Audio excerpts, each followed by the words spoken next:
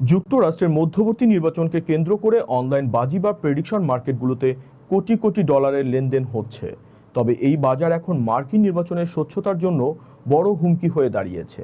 বিশেষজ্ঞদের দাবি, নির্বাচনী প্রচারণার ভেতরের গোপন তথ্য ব্যবহার করে অবৈধভাবে অর্থ উপার্জনের বা ইনসাইডার ট্রেডিংয়ের এক বিশাল ফাঁদ তৈরি হয়েছে এখানে।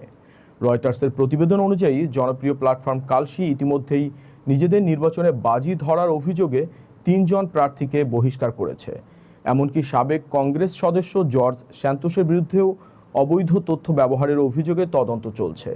পরিস্থিতি নিয়ন্ত্রণে সম্প্রতি মার্কিন সিনেট তাদের সদস্য ও কর্মচারীদের জন্য এই বাজারগুলোতে বাজি ধরা সম্পূর্ণ নিষিদ্ধ করেছে। তথ্য অনুযায়ী কালশি ও পলি মার্কেটের সম্মিলিত মাসিক লেনদেন গত এপ্রিলের রেকর্ড $24 বিলিয়ন পৌঁছেছে। হাজারো আসনের এই নির্বাচন জালিয়াতি বাড়লেও কমোডিটি ফিউচার ট্রেডিং কমিশন বা সিএফটিসি পর্যাপ্ত জনবলের অভাবে এই বিশাল কারসাজি রুখতে হিমশিম খাচ্ছে। আইনি বিশেষজ্ঞরা বলছেন, এই প্রবণতা মার্কিন গণতন্ত্রের উপর জনগণের আস্থা কমিয়ে দিতে পারে।